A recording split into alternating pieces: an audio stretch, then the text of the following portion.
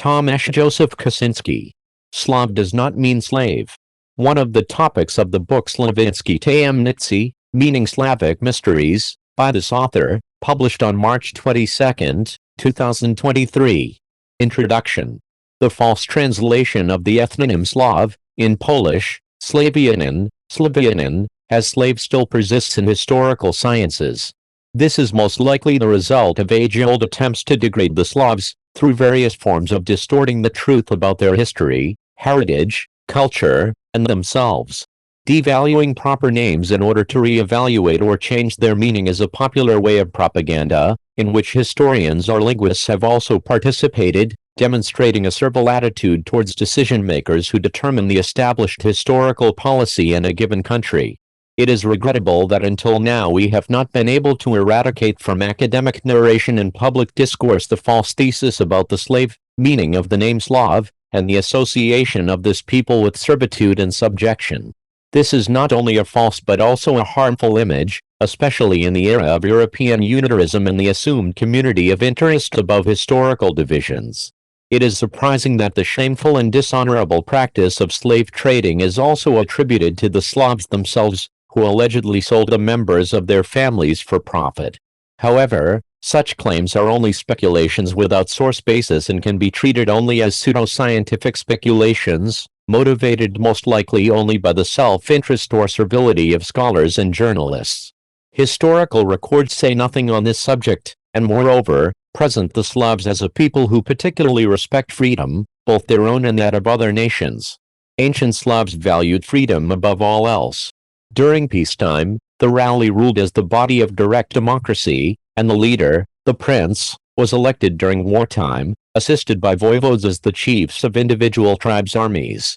Noble freedom was known throughout Europe, and its expression was the application of the liberum veto principle in the Commonwealth, allowing opposition even by one deputy.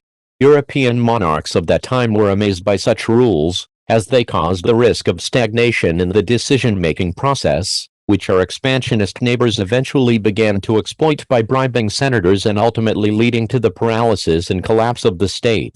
Mariusz Agnosewicz wrote in 2000 in his article about how the most freedom-loving people gave a name to slaves. Although he doesn't really know where the etymology of the word sklavus came from, he at least notices that the merger of the words Slav and sklavus occurred during the development of the Carolingian Empire. He rightly assumes that the new Latin word is derived from the ethnonym Slav, as a popular nation enslaved during the march of Christianity, and not, as many linguists claim, the other way around. Among these experts in linguistic acrobatics was Alexander Brickner, who derived the name Slavianin, Slav, precisely from the Greek sklavanoi, and Latin sklavus, meaning slave. According to him, and authors who repeated the same thing, this term only referred to those Slavic tribes that bordered the Roman Empire, and only later did it become widespread throughout the Slavic lands. It was not taken into account that it could have been the other way around, and that these words appeared in later medieval, not classical, Greek and Latin precisely from the name of the Slavs. Franciszek Szarczynski strongly disagrees with the authors who claim that the name Slavs comes from the Latin term for a warrior branch, sklavus, but he rather believes the opposite. He cites Fortunat Doric, who showed that the derivation of the name Sclavonians from the word sklave or esclave is incorrect. Another author he cites, Joseph Rohrer, also admitted this in 1800, explaining that by attempting to derive the name Sclavonians from the word slave, some wanted to find a reason to humiliate this nation and justify their enslavement. In a similar way and for the same reasons, the ethnonym Serbian, and Serbs were derived from another Latin word, servus, which also means servant, as if the whole nation were to be classified as slaves of ancient Rome. According to him, all foreign names for the Slavic people and land are later than them and demonstrate a distortion of the original name of the Slavs. Szarczynski speculates that the attribution of the meaning of slave to the word Slavianin may have occurred through the intermediation of the Avars, who conquered part of the Slavs and treated them as their property. However, since Brickner also published his books in German and made a career at German universities, while few have heard of Szarczynski, German narratives and the false version of the Slav's name originating from slaves still dominate in Polish linguistics and history. Polish, Czech, and Russian Slavs have, of course, tried to find other etymologies for the ethnonym Slavanin, but they have come up with so many conjectures that one could get the impression that nothing is still known about this matter. Somehow, no one has yet noticed that the claim that the ethnonym Slavinin in the form of Sklavus comes from classical Latin does not really match the accepted paradigm that the Slavs appeared in Europe in the 6th or 7th century when classical Latin ceased to be used, and early medieval Latin, which was in circulation then, referred only to a surface Slavus, as Masori reports in his book from 1998. Therefore, it seems that the merger of both terms, Slav-Slavinin and Sklav-Slave, occurred even later. Some linguists also look for the origins of this ethnonym in Greece, where Slavs were called Sklavanoi, which in the inflectional form becomes Sklavin, which is somewhat similar to the Greek word for slave, Slavoi, but these two words do not seem to be synonymous. Some linguists, such as Vasilov, explain that due to the fact that the Greek and Latin languages use the variation of SL and SKL, and there is interchangeability between B and V or W, because there is no separate letter in Greek and Latin for the W sound, as a result of linguistic processes, the name for Slavs has become similar to the word for slave. However, they do not explain when this happened or whether it was an intentional or accidental process. In any case, linguists, followed by historians, claim that the Greek word sklavanoi means slaves, and in the singular form, sklave or slavoi means slave.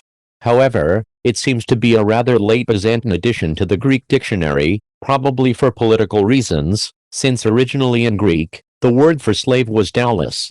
The same goes for the Latin word sclavus, which supposedly meant slave, although in classical Latin, the word servus was used to refer to such a person. It is also important to remember that it was not the Slavs who appeared in the 6th century, but only their ethnonym was recorded by historians in this form. There is no historical evidence that they came from the East, and no one wrote about it. However, our historians, for whom historical sources are supposed to be the most important, do not seem to mind believing in the allochthonic theory.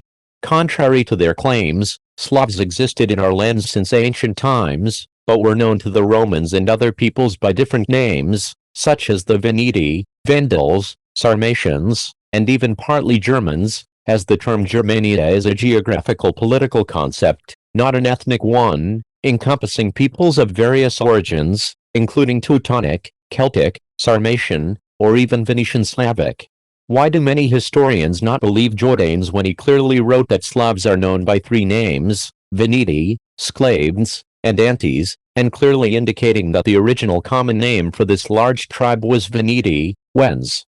Regarding the identification of the Vandals and the Wends, as well as other peoples with the Slavs, many medieval and later chroniclers and historians wrote about it, such as Adam of Bremen, Kadlubek, Shishva, Bashko, Mihovata, Wilhelm of Nieburg, Wilhelm of Rubrich, Pribojevich, Orbany, Sarnitsky, Krantz, Decius, Melanchthon, Bugenhagen, Kantsov.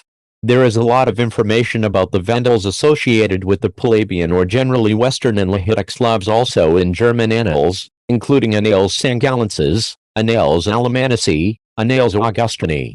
However, there are no historical records or other written sources from ancient or medieval times that clearly indicate that the Vandals or Wends were Proto-Germanic peoples. Only Tacitus showed his ignorance on the subject because he did not know whether to classify the Wends as Germans, as they built huts, or as Sarmatians, who lived on wagons. The Wends' tendency towards long migrations, typical of nomads rather than settled peoples, raised doubts in him. It is strange that later on, these Germans who supposedly liked the settled way of life would conquer Rome and wander throughout Western Europe and North Africa. I am not the only one who sees that something is not quite right here, especially since the morpheme wend is also the root of the verb to wander, which has been preserved in the Anglo-Saxon borrowing wander with the same meaning. Additionally, a similarly root-derived noun in English, vendor, means a merchant or trader, that is, a kind of traveler, establishing the lineage of ancient peoples such as the Vandals, Wends, Veneti, Lugi, Suevi, Heruli, Marcomanni, Boii, Bistarni, and many others, as well as attributing certain archaeological cultures, such as the Lusatian, Wilbark, Shevorsk, and Cherniakhov to specific ethnic groups, may dispel our doubts about whether the Proto-Slavs inhabited Central Europe in antiquity or not. And thus, who is right in the Yala versus autochthonous dispute?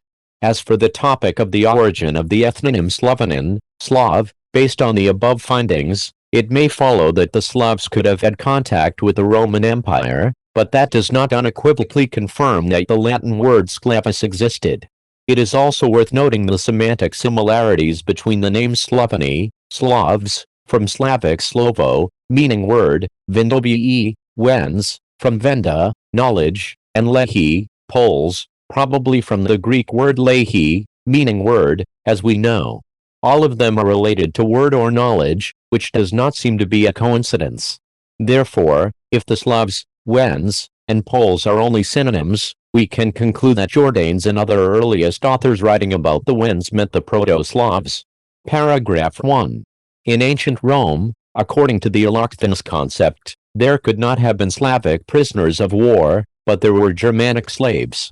One could ask at the very beginning how the ethnonym Sklav, Slav, Slavan, Slavanin, came about in ancient Rome, from the word sklavus, which some of our historians and journalists on historical portals claim means slave, while at the same time adhering to the autochthonous theory of the late arrival of Slavs to Central Europe, since Rome fell at the end of the 5th century, resulting in the decline of classical Latin, in which such a word did not exist, and a slave, as I mentioned earlier, was referred to by the term servus. According to the academic version of history, the Romans did not have contact with the Slavs, who were supposed to come from beyond the Dnieper River only in the 6th or 7th century AD. Therefore, it should be concluded that the slaves in Rome were not Slavs, but rather Germans. Why then did the Latin word slave not come from their name, but we are being told that the name Germans means brothers in Latin? Whose brothers? The Romans or the Celts? And where was the Latin word germanus, meaning brother, found in classical Latin? As we know, it was only a nickname of the conquerors of Germania, not their brothers. It is also hard to believe that it was a Celtic name that was adopted, because logic dictates that the Romans would not have considered the hostile Germans to be a brotherly people, so they certainly would not have used an expression with such a meaning towards them, leaving it at best to the Celts, who also fought the Germans not very fraternally. Besides, the Romans had many of their own words with which they called other peoples, and they did not have to adapt Celtic words, i.e., those that came from enemies of Rome. If it did happen, they gave foreign words their own meaning, often not even understanding their original etymology. This was most likely the case with the foreign-sounding name of the Germans, which according to Tacitus comes from the people of Tungri, which may mean in Slavic Tingorzani, that is, strong mountaineers, because Slavic Tangi means powerful, and Gora is mountain. They could be inhabitants of great mountains, the Gorman people, Highlanders, precisely. It could have been the same with the Suevi, who, according to Jacob Grimm, or Slavi, living in Germania, whose name the Romans could have adopted into their language as Sclavus, translating this name into their own language, as I will explain in a moment. Therefore, either Roman soldiers captured Slavic slaves in the first centuries of our era somewhere in the marshes of the Pripets, so it is not true that they had no contact with them, or the Latin word sclavus did not mean slave, or it did not exist at all in ancient Latin. Perhaps, therefore, it is only a medieval propaganda invention, created in the period after the fall of Rome in the face of wars with free Slavs, or a much later political move aimed at devaluing certain proper names of peoples in order to insult them, including Slavi, Slavs, as slaves, Vandali as Vandals, Dacians, Dux, as Diaconus, Serbians, Serbi, as Servi. As far as we know from sources, the Romans in Europe mainly took representatives of peoples called Gauls or Germans into captivity, because they lived in geographical regions, the provinces called Gallia and Germania. They did not distinguish at that time between the Proto-Celtic, Proto-Germanic and Proto-Slavic ethnic groups. They only knew the names of tribes, which they distorted in their writings, or simply associated with the most similar ones in their language or translated their meanings into Latin. On the triumphal column of Marcus Aurelius located on Piazza Colonna, there are details with German women taken by the Romans as slaves. Furthermore, the motif of German slaves, especially women, is known in medieval art. There are no similar analogies from this period with Slavic captives, however. So I will ask again. How is it possible that having the Latin word servus, the Romans introduced another word for a slave, sclavus, when from accounts and archaeological finds, it appears that the Roman slaves were mainly Germans? Why then does the word Germanus not mean slave? Or perhaps these Germans are a name that also includes Slavs or mainly Slavs, since this additional term for a Roman servant was supposed to originate from their ethnonym. It is also worth finding out what names slaves had in Rome, where there is no mention of any word sclavus, but there is a lot about servus, serva, poor, paur. In the empire, slaves did not have the right to their own surnames, but instead, their owner's name was used with the suffix poor or poor, meaning boy. For example, Cassiper was the boy, slave, of Cassius, Flaviper was the boy of Flavius, Markiper was the boy of Marcus, and so on. Greek suffixes and designations with their master's name were also sometimes used to name a servant. The word servus, serva, literally meant servant, slave, hence the English word service. Since in the Roman Empire there could not be Slavic slaves but only Germanic ones, it is necessary to reject the thesis that the word sclavus ever existed in classical Latin. The word slave, meaning slave, probably only appeared in the Frankish chronicles, in Byzantine Greek, Papal medieval Latin, and then in the emerging languages of French, Spanish, Anglo-Saxon, and German. In Greek, as I mentioned before, there was another word for slave besides the one our wise historians give us, namely doulos. It was only later that the Greek sklavonoi appeared, meaning slaves, in the singular sklave, slave. One can speculate that the word sklave, as a transcription of the foreign word slave, passed into other languages with a new propagandistic meaning, including medieval Latin and the languages derived from it, such as Spanish esclavo, Portuguese escravo, as well as later into German in the form of sklave, and the Yiddish sklav, an Anglo-Saxon slave. On the other hand, the option cannot be excluded that the Greek Byzantine sklave is a Latin loanword. If sklavus was not chosen by chance but as the most phonetically similar word from Latin to the foreign and incomprehensible Slav, but rather as a match of a Latin word with a similar sound to a Slavic name, and giving it a local meaning, then the process of absorbing this word into Latin could have taken place even in Rome, not in Byzantium. This would confirm, incidentally, the autochthonic theory of the origin of the Slavs. However, when we delve into the subject, it turns out that this derogatory term is the shameful achievement of Jewish merchants who traded in Slavic captives captured and sold by Romans, Franks, Greeks, and Byzantines. They coined it from the Latin sclavini, calling this precious Slavic merchandise so colloquially. The Jews themselves had a complex about this, which remained with them from the times of slavery in Egypt, so making slaves of Slavs was convenient for them, especially when they themselves served their Arab masters.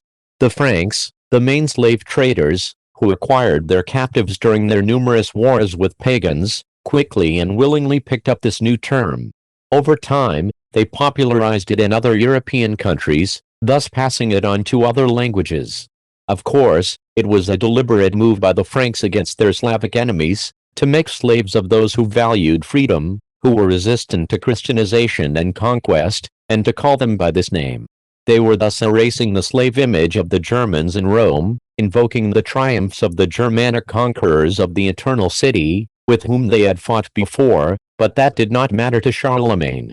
After taking power in the western and southern parts of the former Roman Empire, he took on the title of emperor and the old state name, disregarding the fact that its continuation was the empire with its capital in Constantinople. The process of conquering the Slavs by the Carolingians and the Ludolfings was to last for many centuries. Slavic captives mainly ended up on the Arab market with the help of Radhanites. At the same time, the struggle was not only with swords but also with words. And authors such as Isidore of Seville or Paul the Deacon, who created useful versions of history and appropriate etymologies, helped in the pious work of presenting only the correct version of history as divine truth, for the glory of the papacy and the empire. Fortunately, there are also scholars like Peter Jones or Dominika Dlugosz, who today consider the stories and etymologies provided by the mentioned authors as nonsense. taking care of the national image and controlling certain inconvenient facts, as well as tendentious interpretation of history, unfortunately, is still the norm in many countries, including Western Europe. Such practices also include erasing the traces of Germanic slaves in Rome, which can only be surprising in the era of the European community. And yet there are countless examples of such treatment of the matter. At the same time, public discourse still encounters reports of the submissive nature of the Slavs and the lordly character of the Germans. An example of manipulating facts and covering up inconvenient facts, as well as whitewashing the image, is, for example, the illustration from 1854, by Remy Cog, titled Verkauf Germanischer Sklaven, which in English means Sale of Germanic Slaves. It was placed in the publication Zur Gutstand from 1895, on which Germanic slaves are depicted in a Roman camp market. What is surprising, however, is that this illustration is presented in the online edition of the Gutenberg Encyclopedia from 2003, but already without information that they are Germanic slaves, only some slaves, without ethnic affiliation. It can also be found on the internet with the description that it is not the sale of Germanic but Iberian slaves. This is how Germans whiten their image, and in the meantime, we are discussing Slavic slaves and their trade. Paragraph 2. Italian ciao, meaning at your service. In Italian, Swabian, Slav, means Slavo, but slave is Sciavo. They seem similar, but let's check the etymology of this word. And here we go. Italian Sciavi is actually key, in Latin clavum from clavus, a nail, a strap, a row, a line. In Spanish it has the form clavi.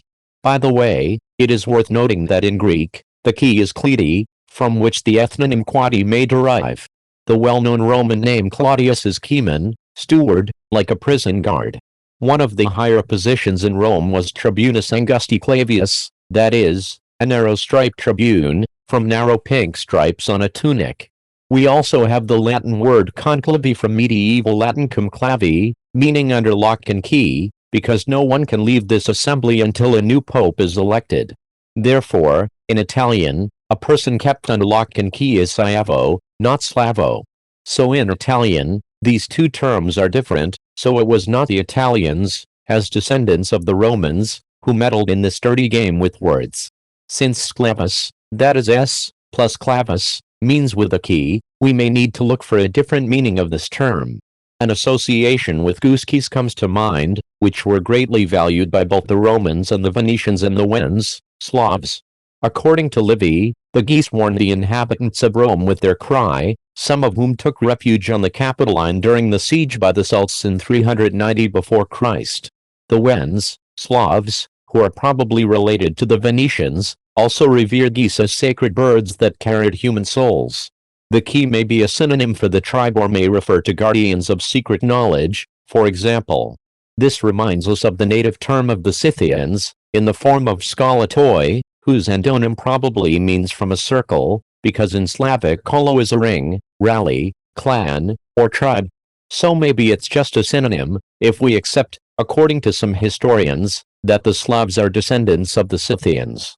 Meanwhile, the geniuses from Wikipedia are trying to convince us that the Italian greetings ciao and service were actually used as a greeting by slaves to their masters. In other words, they want us to believe that this supposed greeting of servitude has made its way into higher classes and has become a popular greeting in all classes, still in use today. Wikipedians try to explain that the Italian word sciavo, which means slave, comes from the Florentine dialect. In Venetian, it first had the form sciavo, sciavo, then scio, and finally ciao, just like in Lombard dialect. The Italian greeting ciao, which originally appeared in Piemonte dialect as ciao, in Genoese as scio, and in southern Italy as scio, was popularized in Europe in the 20th century. It is supposed to be a shortened form of sciavo, which means your slave. Similarly, the displacement of the Latin word service by ciao in Italy was intended to replace the greeting service, which was still used in Poland and Germany, in which slaves used to greet their masters since ancient Roman times. In my opinion, however, service was a polite greeting used in commerce, meaning at your service, and not some kind of I'm a slave. On the other hand, ciao, which originated from sciavo, Sklavo, and originally Slava, meaning glory in Slavic languages, was simply borrowed from this popular Slavic greeting, which could have been brought to Rome by Slavic mercenaries and advisors, not necessarily slaves. However, it should be noted that some peoples, such as the so-called Germanic tribes, like the Lugi, Lengi, Lenhi, Lehi, the Vandals, Huns, Vens, from the word dal, Slavic dal, Gulina, means delve, or valley, the Heruli, Slavic or plus orli, means high eagles, the Markomans, later Moravians, the Suevians, Slavians, and perhaps even the Lombards, Longobardi, Slavic Langobardi, the brothers of the Lugi, Lengi or Lenhi, Lehi, also known as Wanuli or the aforementioned Vandals, actually had a Slavic origin and could speak the Proto-Slavic language rather than Proto-Germanic. Paragraph 3. Arabic Sakaliba is a term used for Slavs, who are descendants of the noble Sacs.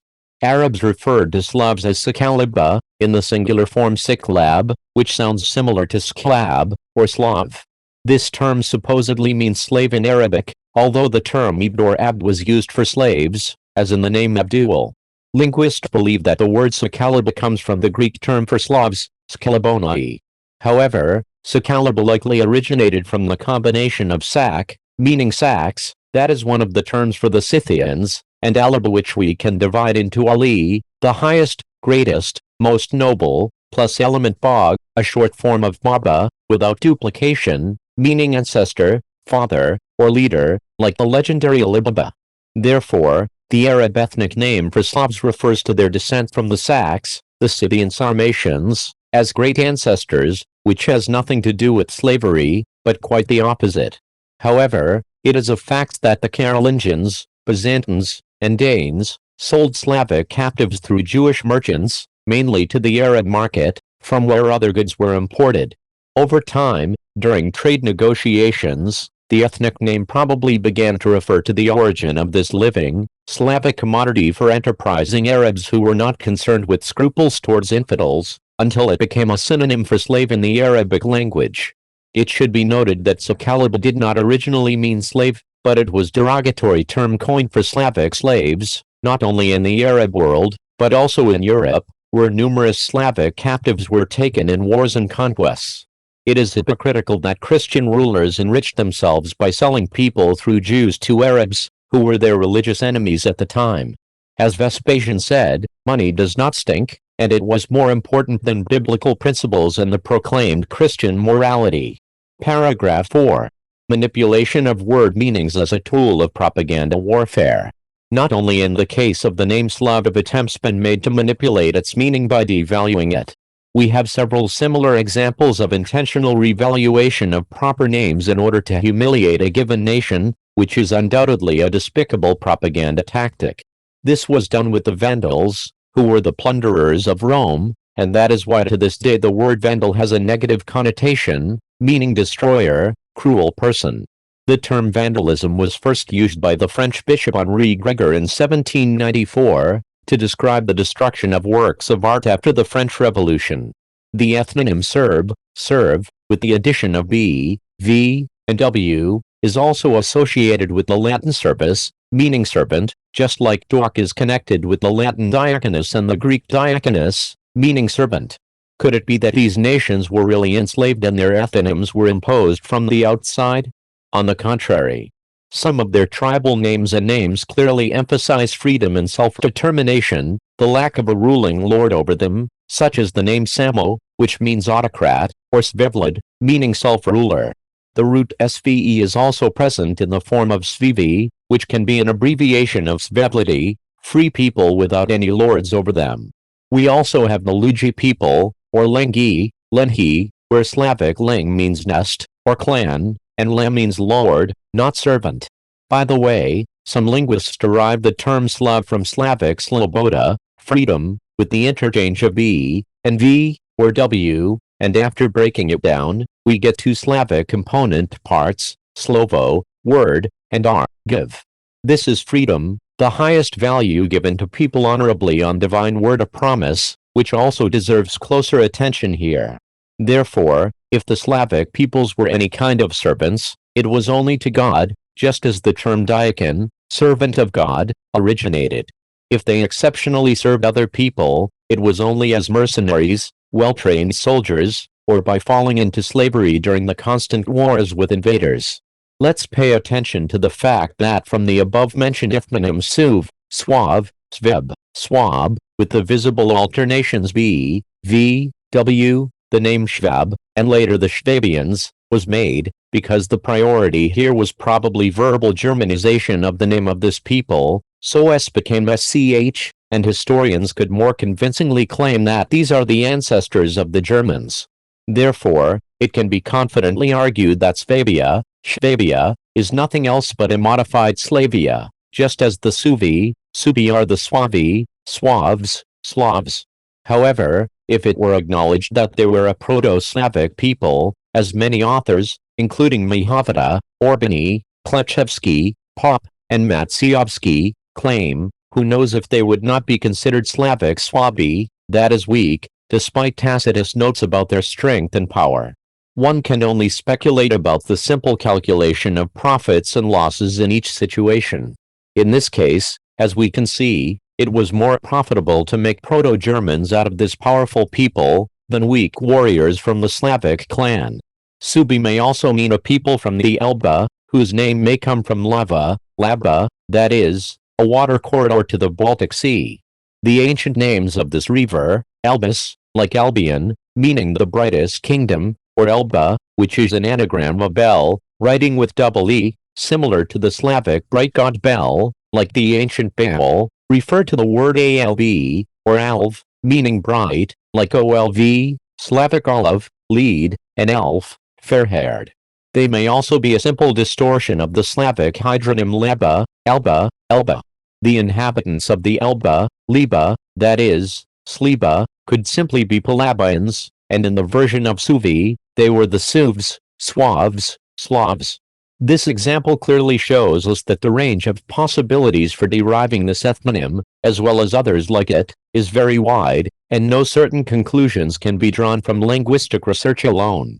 Therefore, we should look for other confirmations to legitimize any of the above-mentioned versions of the etymology of this name.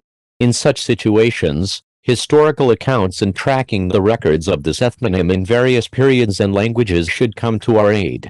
Here, we can see a clear path to the artificial creation of the name Shvab, from Swab, Swav, Sub, Svev, Sveb, Shveb, through the Germanization of the original Latin records, which were most likely also distortions of the Slavic name, difficult to write in Greek or Latin, where there were no signs for the Slavic L with stroke sound, so it was replaced using the letters U, V, B, and then W. In later German, the S sound was also hardened to SCH, giving rise to Shvab, coined from Swav. Anyway, as Jacob Grimm also proves, Suvi, Subi, is a Slavic name, and turning them into Prussians stems from the appropriation of the name of the Germans by German ideologues during the Renaissance period, who created the foundations for the vision of Great Germany.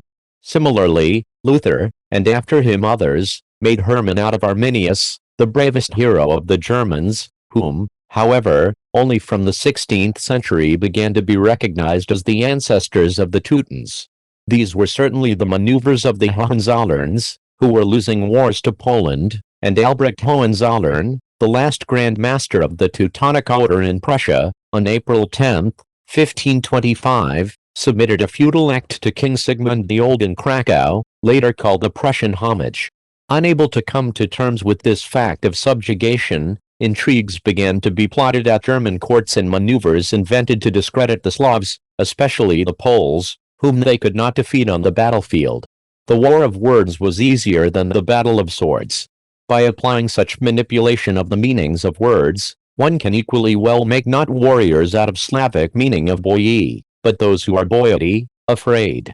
On a similar principle, but in the opposite direction, from Engels, whose name derives from the Old Slavic Ongol, Egel, Ugul, meaning, how similar, Egel, which simply gives us people who sit in the lower corner of the Jutland Peninsula, also called Wendish, divine angels, were made. Similarly, the Saxons, that is, Sac plus sons, otherwise sons of the Sacs, descendants of the Scythians, are strangely explained as axemen, linking their ethnonym with the Anglo-Saxon word axe, which is a transformation of the Slavic word aksha, a tool for debarking wood. The same goes for the Germans, Gorman, Highlanders, which I have already explained, who were made into brothers of the alleged Germanus, brother, unconfirmed in any ancient historical accounts. Interpretative problems of the etymology of many other ethonyms also keep linguists awake at night. For curiosity's sake, I would only mention a few, such as Poles, that is, Polaks, Polish Polacy, like Polacy, that is, descendants of Laks. Whereas, the element po means after. Or maybe it is a doubtful transformation of the term pollens from Polish pole, field, or maybe from a town, like the Greek polis, polis, which may also be a Slavic borrowing. We know the preserved Slavic word okwoles, meaning an circular settlement, that is, a field in the shape of an O, oval. Meanwhile, the ethnonym lex may come from liha, a patch of land, also called wa, lenha, hence perhaps la, which elsewhere means a lord, landowner, ruler of a okwoles, field, town, or given country or territory. We also see a coincidence with lenda, a piece of land, and the term lendi, lens, lendians in the case of the variant lenhi. It is similar to the word lingi, derived from the word lang, nest, clan. In this case, there are many possibilities, and knowing the Slavs' love of word games, all of these meanings may be appropriate, because as we can see, they are very close in meaning to each other. Relatives of Lav, Bohemi, and Bohemians may be Bohilmobii, meaning mountain warriors or great warriors, as Slavic helm means mountain. On this occasion, it is worth noting that the English word boy appears to be a loan from the Slavic boy, voy, meaning warrior. Meanwhile, the name Vandals may mean vans, vens, vens, and morpheme dal means valley. Alternatively, it may refer to the Wind people from Slavic dal, bottom, the southern region of the Vistula River, where the Vandals had their original settlements, up to Krakow. Vincent Kadlubek derived the name of this people, which is another name for Lex or ancient Poles, from the name Wanda, daughter of Krak, ruler of former Poland, called Lechia, with capital in Krakow. Perhaps this is only folk etymology, or perhaps the existing explanations in etymological dictionaries are also only the result of a certain overinterpretation, under specific assumptions far from historical truth. In return for appropriating the names of Germans, Slavs, and Prussians, the Slavs reciprocated the Teutons with nicknames like Nemci, Nemi, Nude, or calling them Prusaki, an unpleasant bug. The exonym Nemi, in Slavic, can also mean not us in the sense of foreigner, in opposition to our Slavic, or Nemech, meaning not from a sword, clan, or Nemeches, not having, that is one who does not possess land or just only grab it. The Germans themselves, in order to undermine such a humiliating designation, derived this name from some minor Celtic tribe Nemedi, which may remind us of Nemodi, incompetent, or Nemadi, meaning orphans without a mati, motherland, or land, which seems to be convergent in meaning with the version not having. Similarly, in the area of Eastern Slavdom, names of state entities were also manipulated for their own purposes. We remember that even the name of the Roman Empire was deliberately taken over by the Germans, even though there was already such an empire in Constantinople.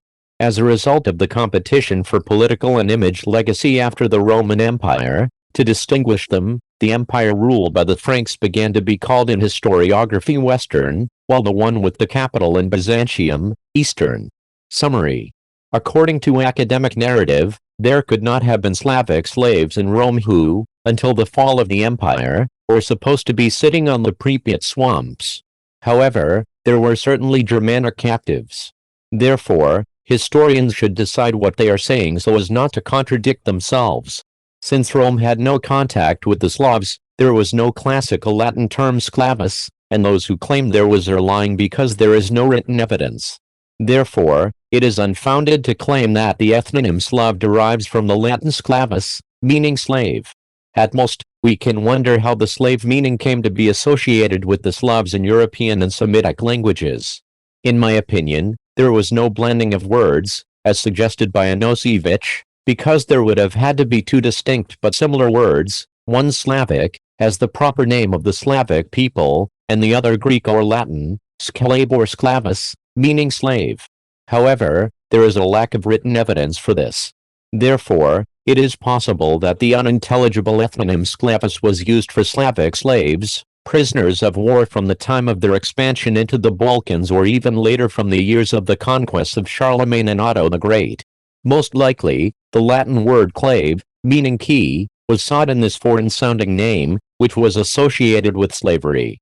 Therefore, the word was adopted in that sense in the territories and languages of peoples involved in the slave trade, as well as those subject to the Western and Eastern Empire, not without the participation of war propagandists, chroniclers, bishops, and the whole machinery of warring Christianity. As I mentioned before, artificially created classical Latin fell into oblivion with the fall of the Roman Empire in the 5th century. Therefore, if someone claims that Slavs were slaves in Rome and that's why their ethnonym has such a meaning, they must also admit that some ancient tribes inhabiting Germania had Slavic origins, such as the Vandals, Herul's, Svebi, and Marcomanni. This also confirms the accounts of Kotlubek, who is discredited, about the battles of the Lehites, i.e., the Slavs, with the Caesars. It also contradicts the officially proclaimed alloctonous theory that the Slavs appeared in Central Europe only in the 6th and 7th centuries. So, historians, please decide whether you want to bake the Slavs on one fire of lies, ignoring inconsistencies and the lack of logical consequences in such statements, or strive to present the truth without politically motivated speculations. The whole procedure looks like the work of cunning Franks and Byzantine emperors, that is a slave mafia operating with the help of Jewish merchants who traded not only with Slavs but also with other peoples from Eurasia and Africa. Thanks to this, European rulers also built their power on the trade of human beings. Their loyal writers also began to deal with etymology for political purposes, explaining everything according to their own views and creating neologisms, which German linguists also love to do. They associated the foreign and incomprehensible name of the Slavs with the Latin key, and the slave-like term sklavi emerged, describing the freedom-loving Slavs, whom it was hard for them to conquer.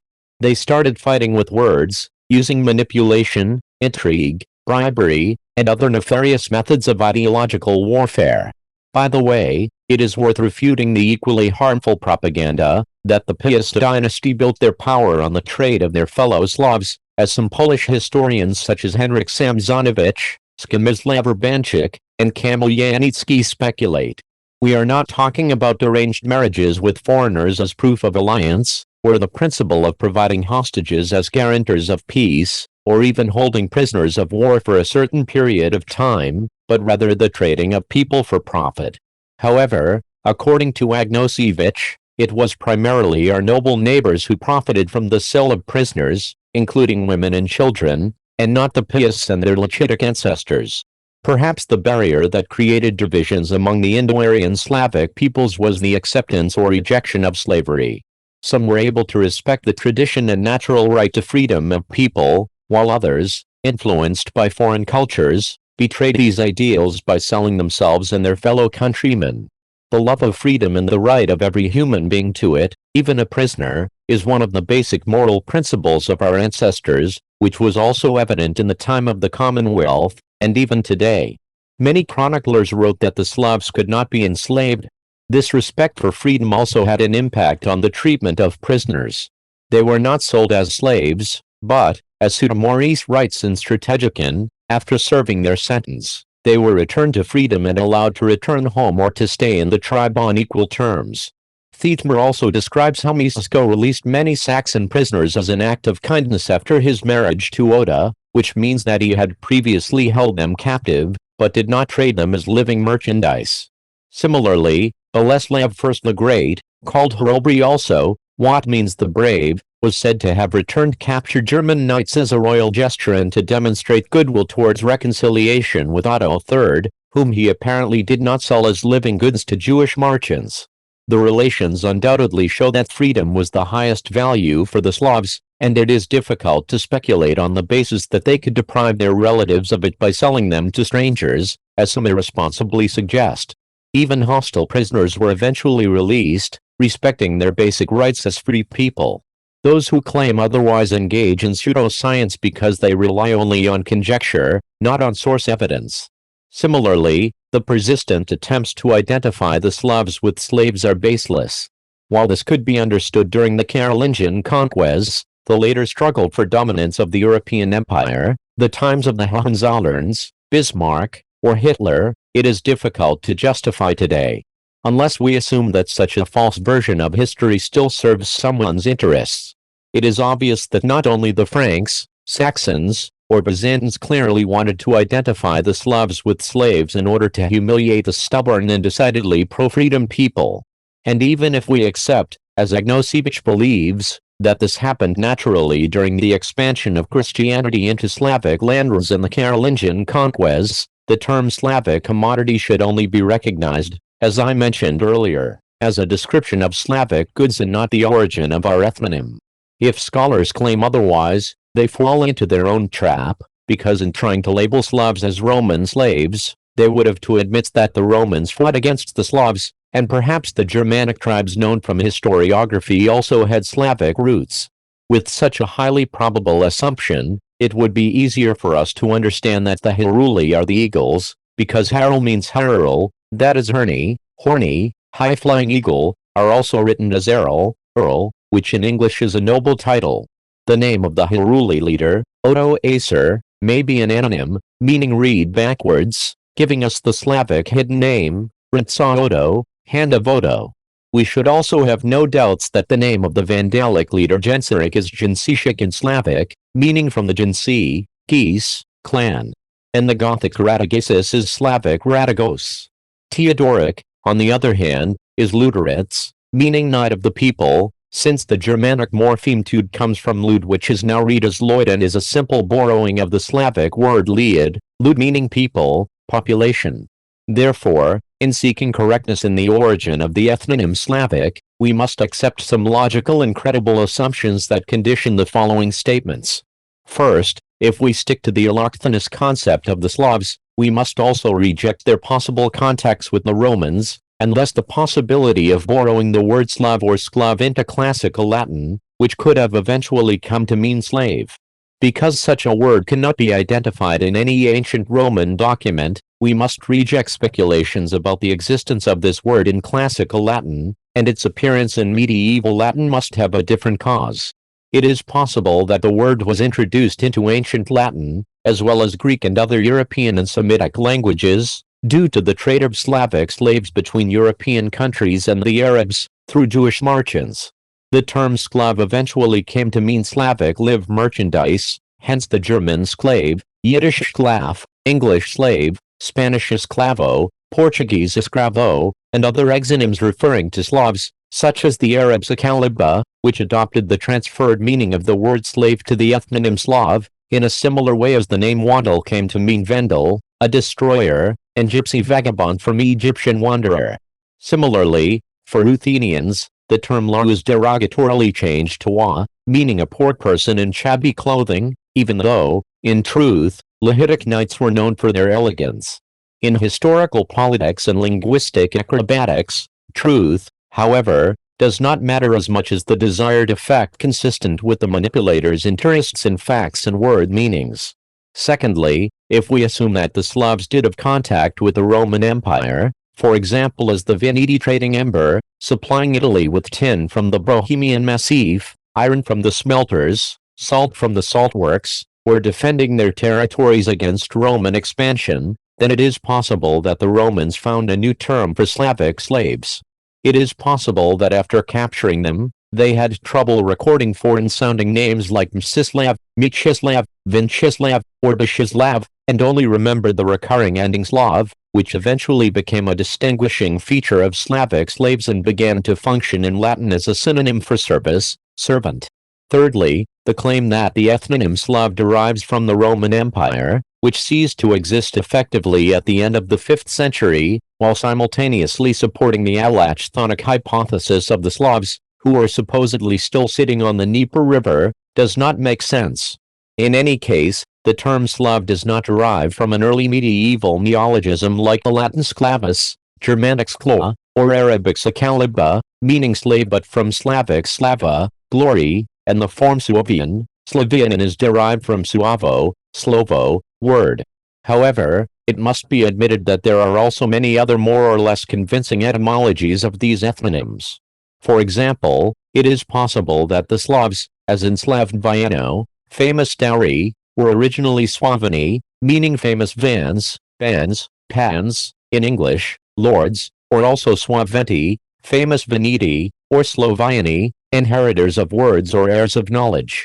All these suggestions to explain the meaning of the name Slavians, may be true, because the Slavs, as a people derived from Slovo, meaning word, and the fame coming from it, like to play with words, create anagrams, acronyms, ambiguous words. Finally, I must say that it saddens me that there is still more propaganda than history in historical sciences.